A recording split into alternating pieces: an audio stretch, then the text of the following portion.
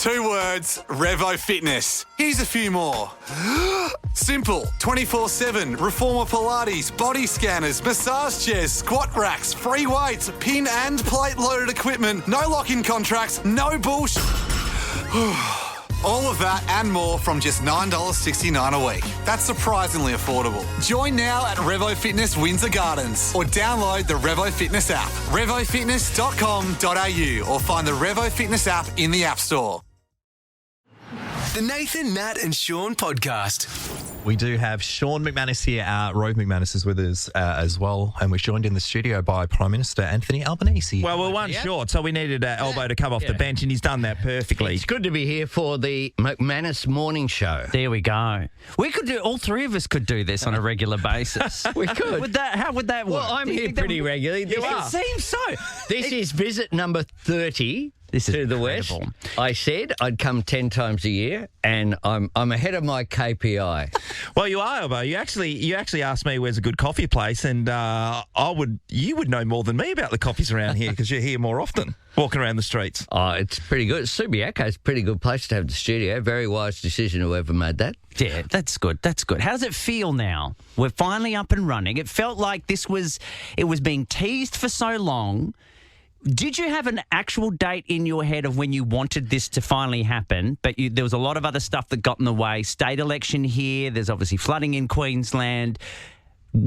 Are you happy that you're actually up and running? I am very, very happy that we're off and running. But you can go back to one of my, probably 60 interviews on this program over the last 3 years. And I've always said that government should serve their full term. 3 years is too short. So I'm very comfortable with us handing down the budget. It's given us the opportunity to say that we're committed to more tax cuts and more energy bill relief and to put in place the Medicare support that we have to strengthen Medicare. So I'm very happy that we're in the campaign, though, because I'm sick of being asked every time I was in the studio. It was asked, when's the election? And I'd say 3 years is too short, May to May, and no one would believe me. Now they do. Absolutely, Elbow. I'm wondering about your fitness, your campaigning fitness, because over the next 33 days, mate, I dare say you won't be getting too much sleep. So how have you gone about getting yourself ready for the 33 days? You do it by going hard from day one, essentially. Really? Since January. Have you watched your diet? Have you watched what you're drinking? Absolutely. Here we go. Big questions. Thought you'd get the easy one. Softball here. No. No, not Two at all. McManus says, I'm going to waltz this one. What are you eating? Indeed. Well, I'm eating healthily when I can. You can't always, of course. The odd burger doesn't hurt you. Okay, now be honest. They put you out there. There's always like, here, eat a meat pie, pour a beer. Like the pressure is on to not screw up. Like hot dogs. What's the no-go foods for photo ops? Hot dogs would be one. Yeah, sausage on a roll. Never looks good, mate. and make sure you don't eat it from the middle either. Yeah, That's an error one of my raw onions. made once. No to raw onions. No, not good. Not good. But they'll always look for you to spill something. It's a bit like I had, from time to time, I've had kick to kick with Joel Selwood one day at the champion at the Cattery at Cardinia Park, and we were kick to kick, and it was like 15 metres away, then 20 metres away, then 25 metres away, and I hadn't dropped one, and they were just waiting. And I could have taken 50 marks, exactly, but it wouldn't have mattered. The one I dropped would have been what they showed. Oh. So I was like, that's enough, mate. That's enough. Look, you've never tackled a small child, so that's something. That is true. No squishing from this Prime Minister. No squishing at all. That was just a couple of days before the last campaign, and my team told me about that, and I was like, nah, it can't be that bad. And then I looked at it, I was like, yep, it's worse. Okay, now in reality, when you're going through it, how much are you being kept up to date with what's happening on the other side to what's happening with you? I mean, we all get told don't read the comments, but you kind of need to as part of this. No, you don't need to read the comments ever. Comments in social media can be pretty unkind, and you got to remember that that's not representative. So you just have to focus on what we need to do. But are you being kept up to date with what's happening with each of you on your publicity trails? Look, a little bit. but... It's like, he went to a bakery, I'm going to a bakery. No, I by and large run my own race. We have a really clear agenda that we want to emphasise. Today we're at Midland Hospital, $350 million announcement between us and the state government. I'll be there with the Premier. And that's about increased numbers of operating theatres, increased assets there so that people get looked after, get the health care that they need. And that's important to keep that focus on the difference in this election campaign, the choice which is there. And our choice is strengthening Medicare, making sure we have that cost of living relief, making sure we build a stronger Australia with a future made in Australia. Roger Cook just ran a campaign about a future made in WA. We're in sync in terms of our agenda. And you can't be knocked off course by any particular media outlet or by the other side. You have to put what your positive agenda is, I think, is really important. Albo, one of the things I want to talk to you about, and I get messages from friends all the time who've got small business. They want to know if you understand the trials and tribulations they're going through, being from the Labor side of things. Of course, they probably lean towards Liberal. And also any plans that you have for small businesses going forward in these uncertain times. Absolutely. Well, small businesses should be backing Labor in this campaign. The coalition will always stand for very, very big business. The relationship that Peter Dutton has with Gina Rinehart are besties here in the West. Not a small business. Give you the big tip. What we're doing is providing energy bill relief for small business. We did that again and again.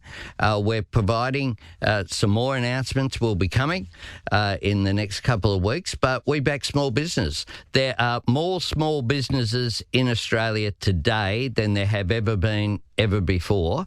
And we know that this is a difficult time with the biggest energy crisis since the 1970s. For sure. But we're dealing with that, and we're making sure that small business gets looked after. One of the reasons why we announced the crackdown on price gouging by the big supermarkets yesterday was to support small business to compete, because it's small businesses, your local corner shop, that is a part of that local community. Pharmacies are small businesses. We're cutting the price of medicines to just $25. That's the same price they were in 2004. Now, it was a big announcement yesterday about holding the big chains accountable for price gouging.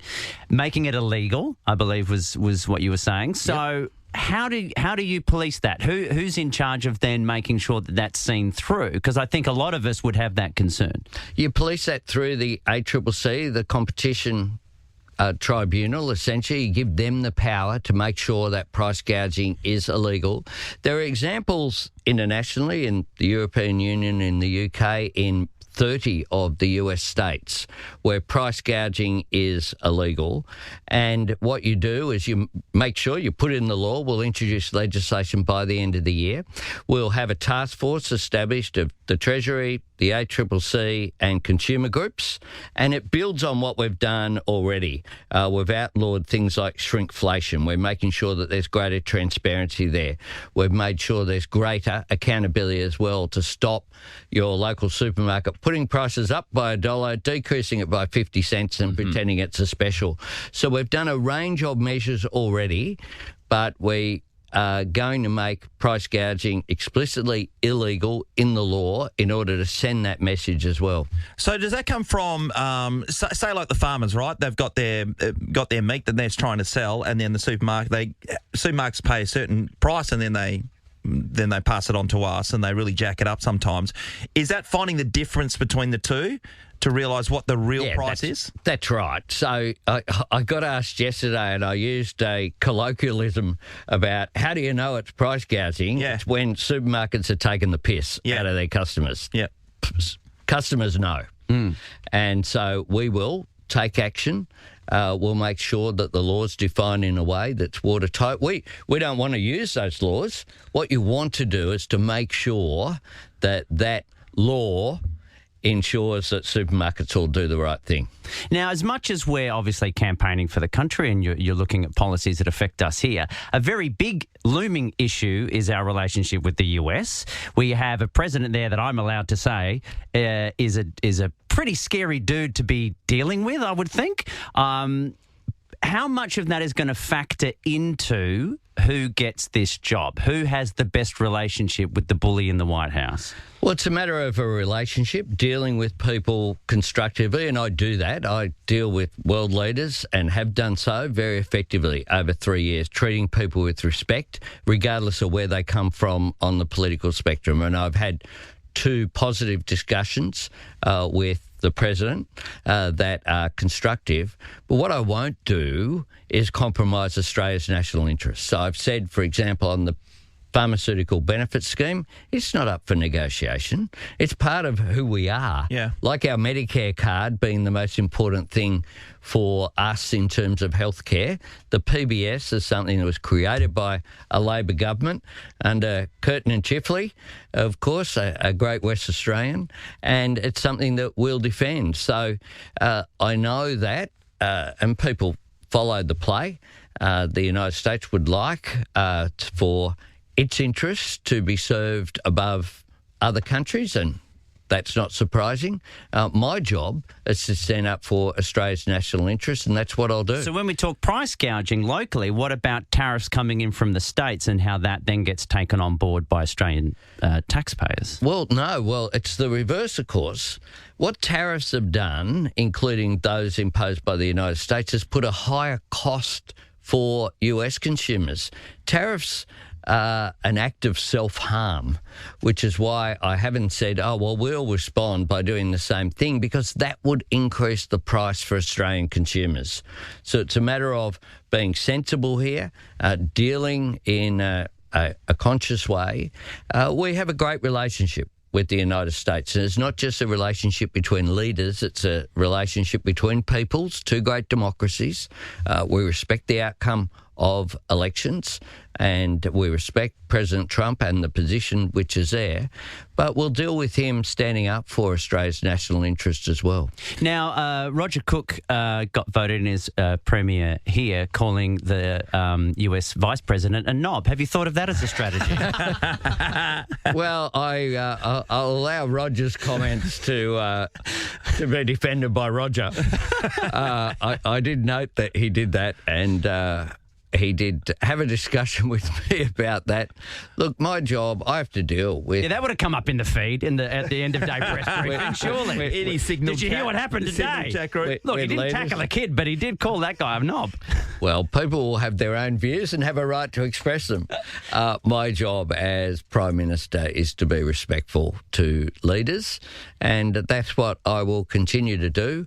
And we've been very effective. When I came to this job, our relationship with France was diabolical. Yes, sure. Our relationship with the United States was bad too, because they got told that France had no problems with the deal. Yeah. The relationship with the Pacific and ASEAN was diabolical. Like, you need the credibility to open the door to international relationships in our region is taking climate change seriously. Scott Morrison didn't. There was major pushback from countries in the region. We've repaired all of that. Our relationship with Indonesia has never been better. Our relationship with PNG. Here in the West, we have repaired the relationship so that all those exports are going back into China. I've been to Geraldton, talking to the crayfish are back. Yeah. But more than they were before. There's been extraordinary resumption of trade there. Wine, grains, of course, iron ore, all of that making a difference, because it's about Australian jobs. 1 in 4 of our jobs is dependent upon exports. Almost 1 in 4 of those exports goes to one country. We need to diversify that. The relationship with India is so important, and that's why the West can't be an add-on, something that's an afterthought.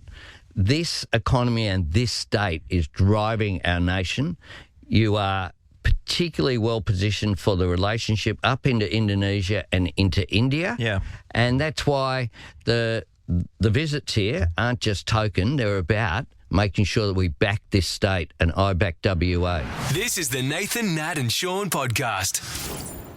Albo, you just mentioned earlier on, but one of the things the opposition has talked about is the increase in public servants and the cost to the government, the cost to every person out there. So plus 30,000 people since you've been in office. Thank you for raising that. Okay, give us a rundown of why that's a good thing and it's not costing us. I'll give you one example of cost. Veterans Affairs. When we came to office, there were 42,000 men and women who had served us in uniform who were entitled to payments and support that weren't getting them. That was the queue. Many of them, there were people who passed away waiting to get the entitlements that they deserved, that they'd earned serving our country. The additional payments that we had to make in Veterans Affairs, the backlog, was $13 billion. Whoa. $13 billion was owed to these people. That queue is gone.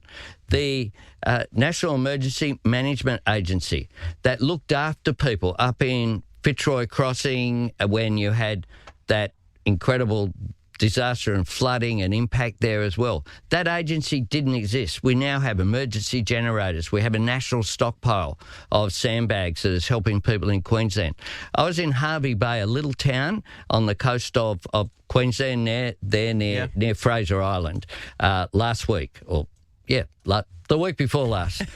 Days flow into each other. You're travelling, mate. There were 15 public servants working out of a caravan, making sure that those victims of the floods were getting the money, the entitlements they had in order to get by and get the essentials in life. He's talking about sacking 41,000 public servants. There were more than 50,000 consultants employed, being paid more than the public servants, all offline. It was just... It was a disaster. Robo-debt. People died because of robo-debt because you didn't have public servants. You had an automated system sending people bills that they didn't owe. People lost their lives, literally because of that. Now, this guy wants to rip the guts out of public servants, pretends they're all in Canberra. No, they're not. They're here in Perth. They're in Geraldton, they're in Port Hedland, they're in Karratha, they're in Kalgoorlie, they're in Albany. They're right around this country serving people. And guess what? If you work for one of the big four accountancy firms, you get paid more than the average public servant. So I've met so many people during the period, the end of that coalition government, who I'd run into them and I'd say, oh, are you still with the Department of Infrastructure or one of the departments you used to? Oh, no, now I work for... company. I'd say they're only big four. Oh, you enjoying it? Oh, yeah. I get paid twice as much and work half the time and send the bill to the taxpayer. That doesn't make sense. You know, we need to be efficient, and we are efficient, but being efficient isn't making sure that veterans don't get payments and that people, the flood issue in Queensland, most people have got their payments within 24 hours. That's made an enormous difference to people going through a really tough time. Now, it seems like it's a relatively short amount of time between elections here. It's too short. It does feel that way. But for you, have you noticed, even this time round, the way of campaigning is different? It seems, I think we've been very influenced by what's happening overseas, especially in the US, that sometimes it's not so much policy driven as what you promise and maybe don't need to deliver, and it's the cult of personality and things like that. Have you noticed a difference in campaigning this time round for you? I'll tell you the big difference is the nature of media. So I did a podcast yesterday. Did you do a podcast? Landed in Perth. You haven't you? You've done a podcast. Another one. I did one in a pub here. The pub was closed, mind you, for us. And that's very different. So I've done, I think, probably 10 podcasts so far this year. And do you have to be careful about what you're saying? Because if you go on for an hour and a half in podcasts and you're just discussing everything, life and things you're really interested in, you have to be wary of what you're giving up. Oh, look, you of course, are always conscious, but I try to be me. I mean, how many times have I been in this studio? A million, yeah. Yeah, and we just... 30 apparently is what I've we just chat. And I think you've got to be real Yeah. And Well, that's a big part of it. We've talked about small business and things like that. We've got a lot of new voters coming in where this will be their first election. What do you have for some of the Gen Z voters that are coming in this time round? we will cancel 20% of their student debt is the big thing that comes back to me when people say, that they recognise that will make a difference to them. We've already cut $3 billion off student debt by changing the way the indexation happens, so it's always the lower amount, not the higher amount. Yep. So we did that. And one of the things we're doing this election campaign is to build on the foundations that we've done our first term. So in student debt, we did $3 billion off. Now we're going to put 20% off student debt. That will make an enormous difference for them. We had energy bill relief. We're going to have more energy bill relief. We had tax cuts for every taxpayer, not just some, 14 million of them. So we're going to have more tax cuts for every taxpayer, not just some. In Medicare, we had the tripling of the bulk billing incentive for concession card holders. That's 11 million people, pensioners, etc.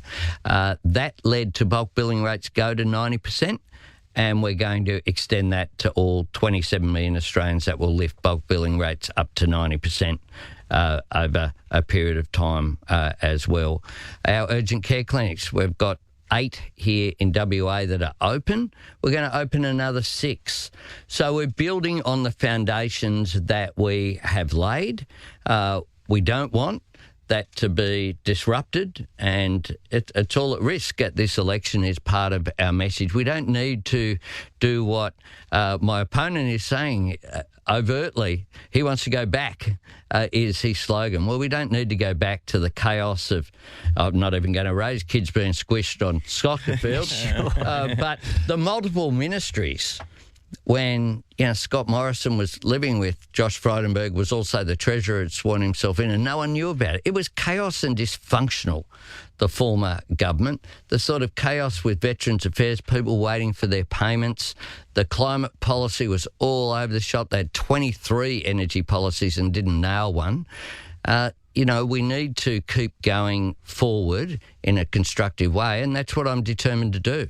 Now, on that, let's talk about the reality of a win and what it would take to get a majority government. And polls be what they might be, it's going to be tough for either side to win it outright without a little bit of help from independents here and there.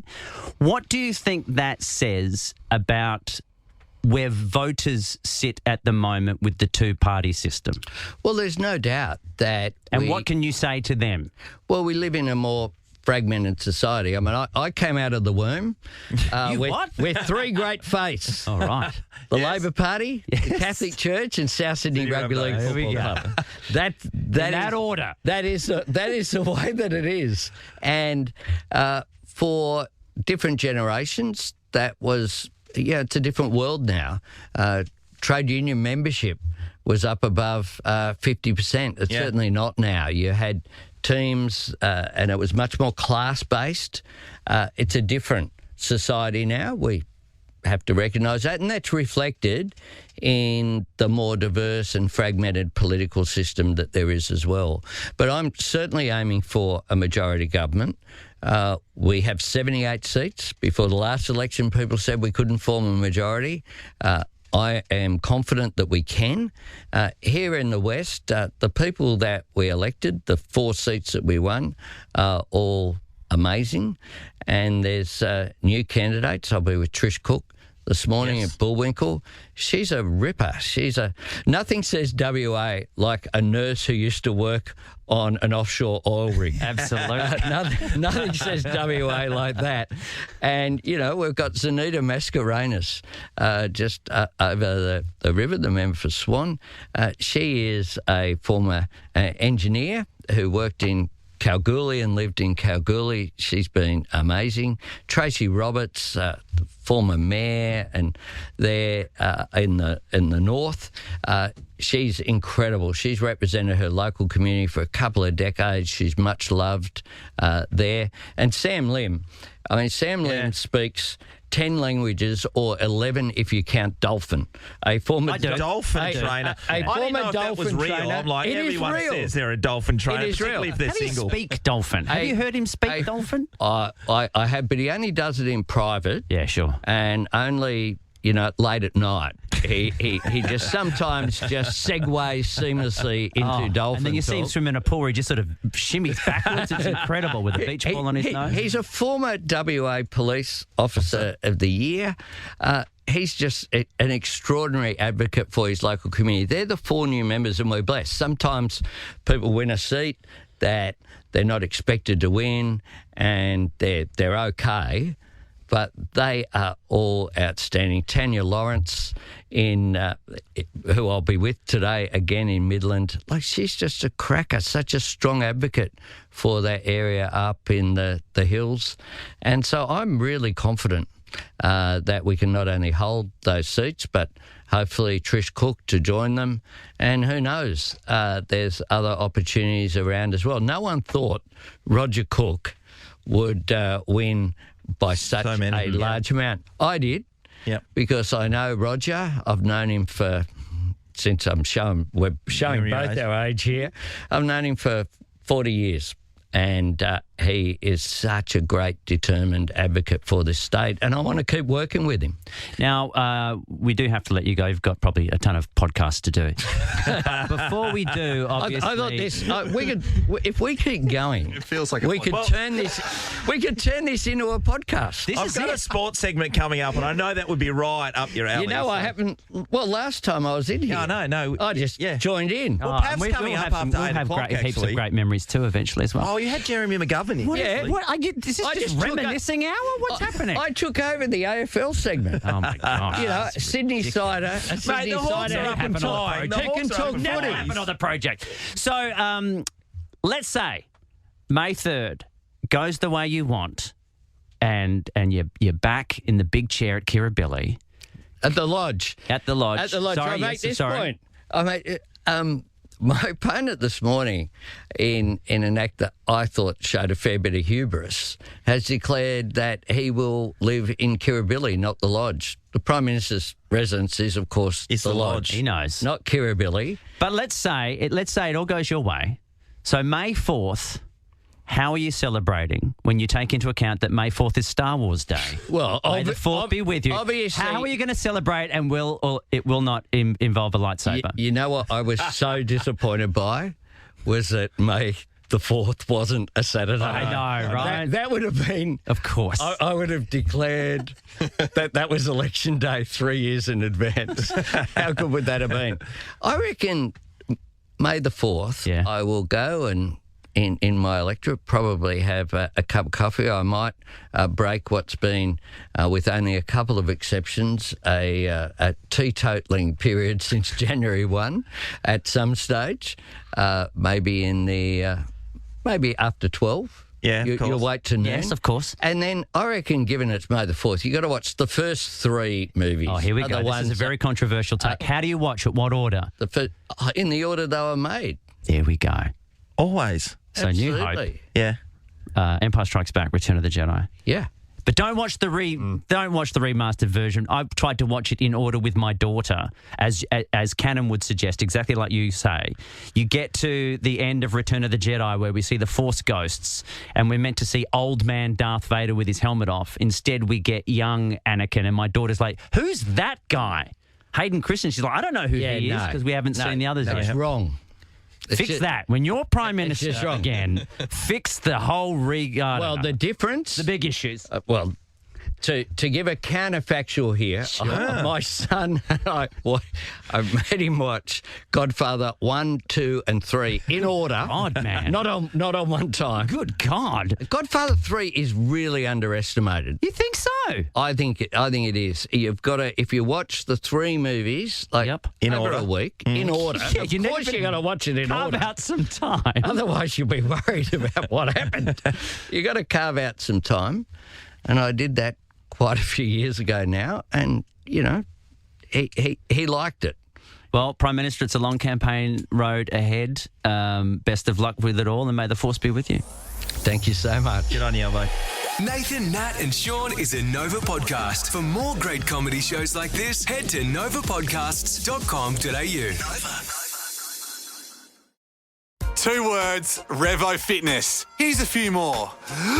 Simple, 24/7, reformer Pilates, body scanners, massage chairs, squat racks, free weights, pin and plate loaded equipment, no lock-in contracts, no bullshit.